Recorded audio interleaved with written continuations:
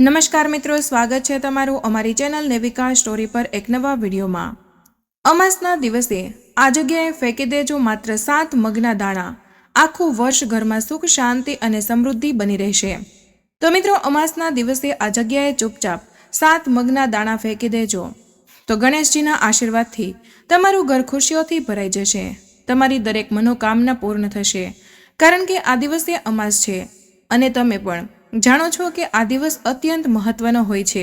એવું માનવામાં આવે છે કેટલીકવાર મોટી પૂજા અને અનુષ્ઠાનથી જે મનોકામના પૂર્ણ નથી થતી તે આ 7 મગના દાણાનો ઉપાય કરવાથી પૂર્ણ થઈ શકે છે। આ ઉપાય ઘણા લોકોએ કર્યો છે અને તેમને આ ઉપાય કરવાથી ચોક્કસપણે ફળ મળ્યું છે। જો તમે પણ આ ઉપાયને અમાસના દિવસે કરવા માંગો છો તો પહેલા આ ઉપાયને સારી રીતે સમજી લેજો, સાંભળી લેજો અને પછી કરજો। આ ઉપાય કરવાથી તમને ચોક્કસ ફળ મળશે। તો ચાલો જાણીએ આ ઉપાય કેવી રીતે કરવાનો છે, ઘરમાં રાત્રે કઈ જગ્યાએ કરવાનો છે અને કેટલા વાગ્યે કરવાનો છે, અને આ ઉપાય કરતી વખતે તમારે કઈ બાબતોનું ધ્યાન રાખવાનું છે તે અંગેની તમામ માહિતી આપીશું। પરંતુ તે પહેલાં કમેન્ટ બોક્સમાં જય શ્રી ગણેશ જરૂરથી લખી દેજો, સાથે જ આ વિડીયોને લાઇક કરજો અને ચેનલને પણ જરૂરથી સબસ્ક્રાઇબ કરી દેજો। તો ચાલો જાણીએ આ ઉપાય કયા સમયે કરવાનો છે, પરંતુ તે પહેલાં જાણીએ કે આ ઉપાય કોને કરવાનો છે। તો જુઓ, સીધી વાત એ છે કે 7 મગના દાણાનો ઉપાય શા માટે કરવામાં આવે છે, તે દરેક મનોકામના પૂર્ણ કરવા માટે અને જીવનના દુઃખ અને સમસ્યાઓને દૂર કરવા માટે, અથવા તો તમારું કોઈ કામ પૂર્ણ કરવા માટે અને જીવનના દુઃખ અને સમસ્યાઓને દૂર કરવા માટે, અથવા તો તમારું કોઈ મોટું કામ છે જે પૂર્ણ નથી થઈ રહ્યું, જે વ્યક્તિ પોતાની મનોકામના પૂર્ણ કરવા માંગે છે તો તે આ ઉપાય કરી શકે છે। જો માતા અને બહેનોમાંથી કોઈ પોતાના ઘરની સુખ શાંતિ માટે અને ઘરમાં ધન સમૃદ્ધિ વધારવા માટે આ ઉપાય કરવા માંગે છે તો ઘરની મોટી માતા બહેનોને ખાસ કરીને આ 7 મગના દાણાનો ઉપાય જરૂરથી કરવો જોઈએ, કારણ કે માતાઓ અને બહેનો ઘરની લક્ષ્મી છે અને જ્યારે ઘરની લક્ષ્મી કોઈ ખાસ ઉપાય કરે છે તો તેનું પરિણામ ખૂબ જ ઝડપથી અને ખૂબ જ મોટા પ્રમાણમાં પ્રાપ્ત થાય છે। અન્યથા આ ઉપાય કોઈ પણ વ્યક્તિ કરી શકે છે, પછી ભલે તે વૃદ્ધ હોય, નાનો હોય કે બાળક હોય। જે વ્યક્તિ અમાસના દિવસે આ 7 મગના દાણાનો ઉપાય કરે છે તો તેને એ ઉપાયનું ફળ બહુ જ જલ્દી મળે છે। તેથી ચાલો જાણીએ આ 7 મગના દાણાનો ઉપાય કેવી રીતે કરવાનો છે, પરંતુ તે પહેલા જાણીએ કે આ ઉપાય કયા સમયે કરવાનો છે। તો જુઓ, 7 મગના દાણાનો ઉપાય અમાસના દિવસે સાંજે પ્રદોષ કાળના સમયે કરવાનો છે। હવે ઘણા લોકોના મનમાં એ પ્રશ્ન હશે કે આ પ્રદોષ કાળનો સમય ક્યારે છે, તો ચાલો તમને જણાવી દઈએ કે પ્રદોષ કાળનો સમય સાંજે 6 વાગ્યાથી 7 વાગ્યા સુધીનો હોય છે। જો તમે આ સમય દરમિયાન આ ઉપાય કરો છો તો તમને તે ઉપાયનું પરિણામ ચોક્કસ મળશે। તો સાંજે 6 થી 7 વાગ્યા સુધીમાં 7 મગના દાણાનો આ ઉપાય કરી શકો છો। તો પણ હવે ઘણા લોકોનો આ પ્રશ્ન ચોક્કસ હશે કે અમે નોકરીએ જઈએ છીએ, અમે કામ માટે બહાર જઈએ છીએ અને જો અમને આવવામાં મોડું થાય તો તે જગ્યાએ શું કરવું? તો જુઓ, એ લોકોએ પણ ચિંતા કરવાની કોઈ જરૂર નથી। જો તમને ઘરે આવવામાં મોડું થાય તો આ ઉપાય રાત્રે 7 કે 8 વાગ્યા સુધીમાં કરી શકો છો, કારણ કે અમાસ અને રવિવારનો દિવસ જે હોય છે આ દિવસ ભાગ્યે જ આવે છે અને તેથી જ જ્યારે પણ તમને સમય મળે ત્યારે તમારે આ ઉપાય કરવો જોઈએ। જો તમે કોઈ કાર્યમાં વારંવાર નિષ્ફળ જઈ રહ્યા છો અથવા આર્થિક નુકસાનનો સામનો કરી રહ્યા છો તો આ ખાસ ઉપાય અવશ્ય જ કરવો જોઈએ। મિત્રો, અમાસના દિવસે શક્ય હોય તો આ ઉપાયને સમય મર્યાદામાં કરો, પરંતુ જો કોઈ કારણોસર તમે તે કરી શકતા નથી તો તમે તેને મોડું પણ કરી શકો છો। તમને તમારા ઉપાયના પરિણામો ચોક્કસપણે મળશે। તમારે 7 મગના દાણાનો આ ઉપાય કરવાનો છે। જો કોઈ કારણે તમારા જીવનમાં ધન અને સમૃદ્ધિની સમસ્યા છે, જો તમે પૈસાને લઈને ખૂબ જ ચિંતિત છો, ઘણીવાર તમે ખૂબ જ મહેનત કરો છો, સખત મહેનત કરવા છતાં તમને તે કાર્યમાં સફળતા મળતી નથી, જો તમે કોઈ કાર્યમાં નિષ્ફળ જઈ રહ્યા છો અથવા તો આર્થિક નુકસાનનો સામનો કરી રહ્યા છો તો અમાસના દિવસે આ ખાસ ઉપાય અવશ્ય જ કરવો જોઈએ। તો ચાલો જાણીએ આ ખાસ ઉપાય વિશે, પરંતુ તે પહેલા જો તમે ચેનલ પર નવા છો તો ચેનલને સબસ્ક્રાઇબ કરો અને વિડીયોને લાઇક કરજો અને કમેન્ટ બોક્સમાં જય માતા લક્ષ્મી, જય ગણેશજી જરૂરથી લખી દેજો। મિત્રો, અમાસે કરવામાં આવેલો આ 7 મગના દાણાનો ઉપાય તેની સાથે મહાદેવને સમર્પિત છે। તે ભગવાન ગણેશને પણ પ્રસન્ન કરશે આ વિડીયોમાં આપણે આદરણીય ગુરુદેવ દ્વારા આપવામાં આવેલા 2 ખૂબ જ ખાસ ઉપાયો વિશે જાણવા જઈ રહ્યા છીએ. જો તમે તમારા કોઈ પણ કાર્યમાં અવરોધોનો સામનો કરી રહ્યા છો, જો તમે કોઈ પણ પ્રકારના કામમાં સફળ ન થઈ શકતા હોય, અથવા જો તમે તમારી બુદ્ધિમાં સુધારો કરવા માંગતા હોય, અથવા તો તમારા જ્ઞાન અને ડહાપણમાં વધારો કરવા માંગતા હોય, તો ખાસ કરીને આવા લોકો માટે આ પહેલો ઉપાય છે. તો જુઓ, આ ઉપાય કરવા માટે સૌપ્રથમ તમારે 7 મગના દાણા લેવાના છે. મિત્રો, આ ઉપાય માટે તમારી પાસે જેટલા પણ મગ હોય તેટલા લીલા મગ પણ એમાંથી 7 મગ લેવાના છે. પરંતુ તમારે ખાસ આ વસ્તુ લેવાની છે. આદરણીય ગુરુદેવે આ ઉપાય જણાવ્યો છે કે તમારે જે લીલા મગના દાણા લેવાના છે અને તેમે આખા હોવા જોઈએ, એટલે કે તે તૂટેલા હોવા જોઈએ નહીં. આ માટે તમારે 7 મગના દાણાની જરૂર પડશે. જો તમે તમારા 7 મગના દાણાનો ઉપાય કરવા સીધા જ ભગવાન શિવના મંદિરમાં પહોંચવું પડશે. મિત્રો, ગુરુદેવે કહ્યું છે કે તમે આ ઉપાય સવારથી સાંજ સુધીમાં કોઈ પણ સમયે કરી શકો છો. પરંતુ જો તમારી પાસે સમય હોય તો તમે આ ઉપાય પ્રદોષકાળ દરમિયાન કરી શકો તો વધારે સારું રહેશે. કારણ કે પ્રદોષકાળ દરમિયાન ભગવાન શિવ શારીરિક રીતે શિવલિંગમાં બિરાજમાન હોય છે. એટલા માટે તમારે અતિથિએ શ્રેષ્ઠ ઉપાય કરવાનો છે. આ દિવસે તમારે આ ઉપાય ફક્ત પ્રદોષકાળ દરમિયાન જ કરવાનો છે. પરંતુ જો કોઈ કારણોસર તમને સમય ન મળે તો તમે આ ઉપાય સવારથી સાંજ સુધીમાં કોઈ પણ સમયે કરી શકો છો. તો મિત્રો, પહેલા જુઓ, તમને જોઈએ તેટલા લીલા પડવાળા 5, 7 કે 21 મગ જમણા હાથની હથેળીમાં લેવાના છે. અને પછી તમારે આ લીલા મગને તમારી મુઠ્ઠીની અંદર બંધ કરવા પડશે. મિત્રો, મગના દાણાની મુઠ્ઠીને સૌપ્રથમ શિવલિંગને સ્પર્શ કરાવવાની છે. તમે બધા જાણો છો કે જ્યારે પણ આપણે શિવલિંગ પર કોઈ પણ સામગ્રી ચડાવીએ છીએ તો તેને શિવલિંગને સ્પર્શ જરૂરથી કરાવીએ છીએ. એટલે સૌપ્રથમ તે મુઠ્ઠીને શિવલિંગ પર સ્પર્શ કરાવો. મિત્રો, તે વખતે શિવ મહાપુરાણના મૂળ મંત્ર શ્રી શિવાય નમસ્તુભ્યમ અથવા તો ઓમ નમઃ શિવાયનો જાપ કરતા રહો. આ પછી તમારી જે પણ ઈચ્છા હોય, કોઈ પણ પ્રકારના કામમાં તમને અડચણો આવતી હોય, તમારા જીવનમાં ગમે તે રોગો હોય, તમારા જીવનમાં ચાલી રહ્યું છે, અથવા તો તમે જે પણ પ્રકારના કામમાં સફળતા મેળવવા માંગો છો, એટલે કે જો તમારી કોઈ પણ પ્રકારની ઈચ્છા હોય તો તમારે મહાદેવને જણાવવી પડશે. મિત્રો, તમારે તમારી મુઠ્ઠી શિવલિંગ પાસે રાખવાની છે અને તમારી ઈચ્છા મહાદેવને જણાવવાની છે. તો મિત્રો, તમારે આ મંત્રનો જાપ કરવાનો છે, શ્રી શિવાય નમસ્તુભ્યમ. આ મંત્રનો જાપ કરતી વખતે તમારે તમારી ઈચ્છા વ્યક્ત કરવાની છે.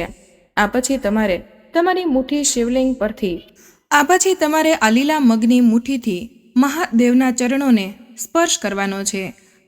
ત્યારે તમારે આખા મગની મુઠ્ઠીનો સ્પર્શ કરાવવાનો છે. પછી તમારે શ્રી શિવાય નમસ્તુભ્યમ આ મંત્રનો જાપ કરવાનો છે અને તમે જે મંત્ર બોલ્યા હતા તે ફરીથી બોલવાનો છે. જે તમે શિવલિંગની સામે બોલ્યા હતા તે જ ઈચ્છા તમારે ત્યાં પણ કહેવાની છે. પછી તે જ મુઠ્ઠી મગને નંદી મહારાજ પાસે લઈ જવાના છે.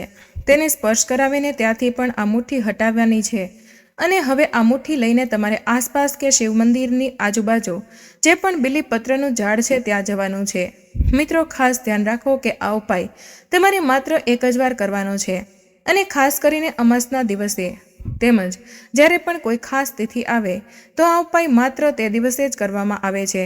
એટલા માટે તમારે આ ઉપાયને ખૂબ જ ધ્યાનથી સમજવાનો છે. પછી ત્યાં પહોંચ્યા પછી બીલીપત્રના ઝાડના દર્શન કરો. તમારે તમારા મગના દાણાને બીલીપત્રના ઝાડને સ્પર્શ કરાવવાનો છે અને તમારી જે ઈચ્છા છે તે તમારે શિવજીને કહેવાની છે અને નંદી મહારાજની સામે પણ કહેવાની છે. પછી તમારે બીલીપત્રના વૃક્ષ પર લીલા મગના દાણાનો સ્પર્શ કરાવવાનો છે અને ત્યારે તમારે શ્રી શિવાય નમસ્તુભ્યમ બોલવું પડશે અને તે દાણાને ત્યાં બીલીપત્રના ઝાડને સ્પર્શ કરાવીને અર્પણ કરી દેવાના છે. અને શ્રી શિવાય નમસ્તુભ્યમ આ મંત્રનું સ્મરણ કરીને તમારે મહાદેવને પ્રાર્થના કરવાની છે કે તમારી જે પણ ઈચ્છા હોય તે પૂર્ણ થઈ જાય.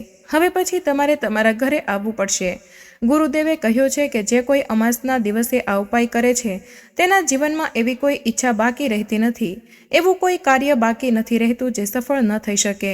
જો તમે તમારા લગ્ન માટે આ ઉપાય કરો છો, નોકરી કે ધંધા માટે આ ઉપાય કરો છો અને જો તમે દિલથી પ્રાર્થના કરી હોય તો મહાદેવ તમારી સંપૂર્ણ પ્રાર્થના હૃદયથી સ્વીકારે છે.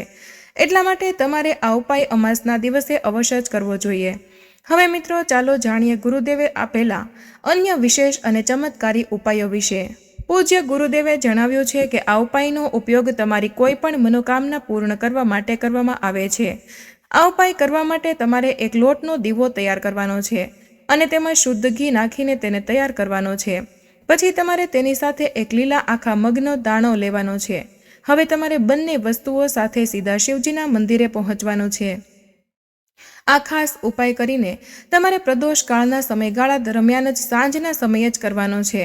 પછી તમારી પાસે રહેલા આ લાંબી વાટનો દીવો કરીને તેનાથી તમારે ભગવાન ગણેશના સ્થાને એટલે કે શિવલિંગની સીધી બાજુએ કરવાનો છે. તમારે એક લાંબી વાટનો દીવો છે તેને ત્યાં સૌપ્રથમ રાખવાનો છે. જુઓ, તમારે આ દીવો જ્યાં ભગવાન ગણેશ અને શિવલિંગ છે ત્યાંથી થોડો દૂર રાખવાનો છે અને તમારે તેને ત્યાં પ્રગટાવવાનો છે.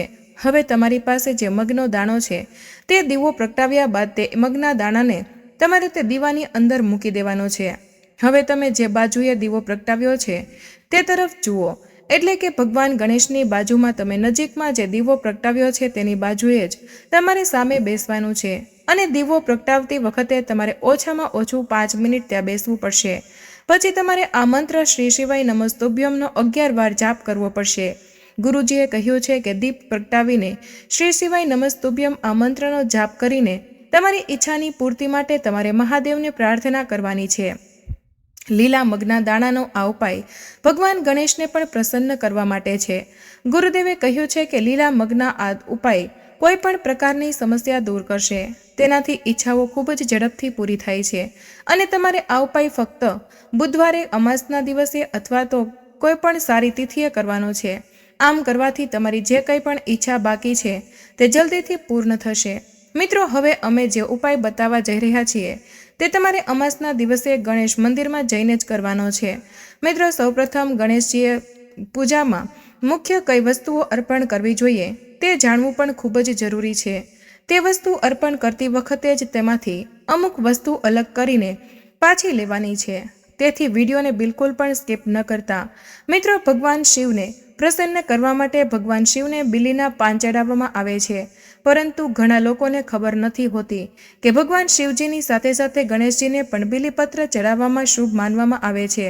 ભગવાન ગણેશજીને બીલીપત્ર અર્પણ કરવાથી ગણેશજી ખૂબ જ પ્રસન્ન થાય છે, પરંતુ તમારે એક બીલીપત્ર અર્પણ ન કરવું જોઈએ. તમારે 2 અથવા તો તેનાથી વધુ બીલીપત્ર અર્પણ કરવાની જરૂર છે. તમે 3 બીલીપત્ર અર્પણ કરો અને તેમાંથી એક બીલીપત્ર ગણેશજીના ચરણોમાં અર્પણ કરીને તે બીલીપત્રના પાનને પાછું લેવાનું છે. આ કાર્ય ગુપ્ત રીતે કરવાનું છે.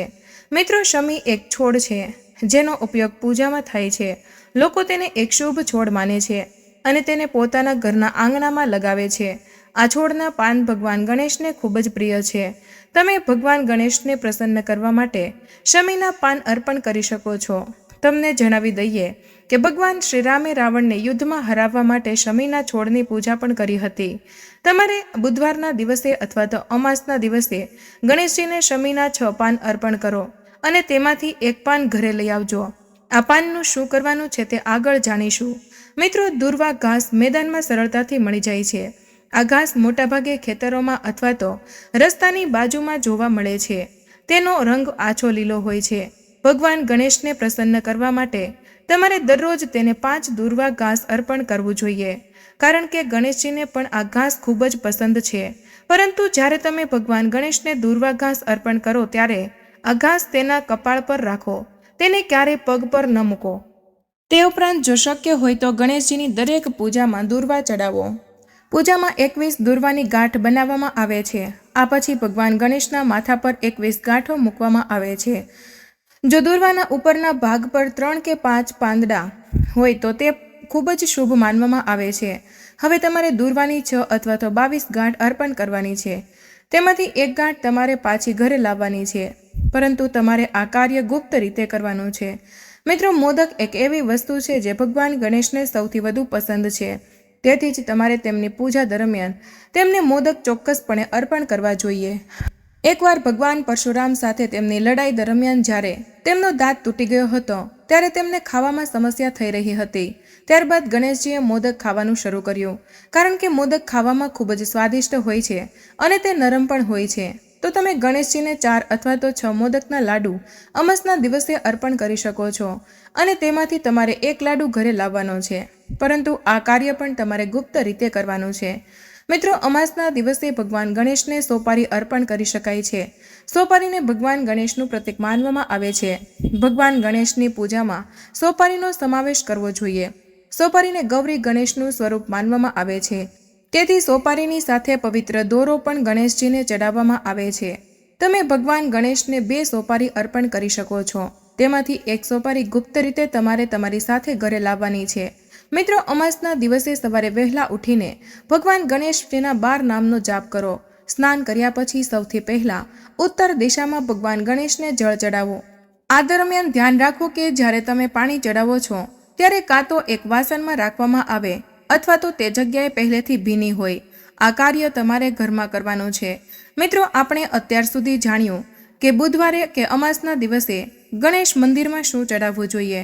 મિત્રો, હવે જાણીશું કે ગણેશજીના મંદિરમાં જે વસ્તુઓ ઘરે પાછી લાવી છે તેનું શું કરવાનું છે. મિત્રો, આ ઉપાય કરવાથી ધનની પ્રાપ્તિ થાય છે અને ઘરમાં સુખ અને સમૃદ્ધિ આવે છે. મિત્રો, બિલ્લી અથવા તો શમીના પાન, જે પાન તમે ગણેશજીને ચડાવ્યા હતા તેમાંથી જે પાન તમે ઘરે લાવ્યા છો તે પાનને તમારે ગંગા જળમાં અથવા તો કોઈ શુદ્ધ જળમાં નાખીને ગણેશજીને પ્રાર્થના કરવાની છે અને પછી ઘરના દરેક સભ્યોને થોડા ટીપા પીવડાવવાના છે. પછી ઘરની દરેક જગ્યાએ આ ટીપાથી છંટકાવ કરવાનો છે. આમ કરવાથી તમારા ઘરમાંથી નકારાત્મક ઉર્જાઓ દૂર થઈ જશે અને ઘરમાં સકારાત્મક ઉર્જાઓ આવશે. તો હવે મિત્રો, તમે જે સોપારી લઈ ગયા હતા તેમાંથી 1 સોપારીને ગણેશજીના ચરણોમાં સ્પર્શ કરાવીને ઘરે લઈ આવવાની છે અને ઘરના પૂજા મંદિરમાં સારી રીતે તે સોપારીને રાખી દેવાની છે.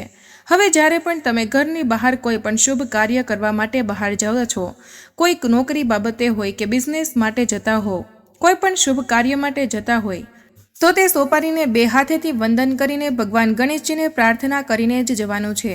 સોપારી એ ગણેશજીનું જ સ્વરૂપ માનવામાં આવે છે.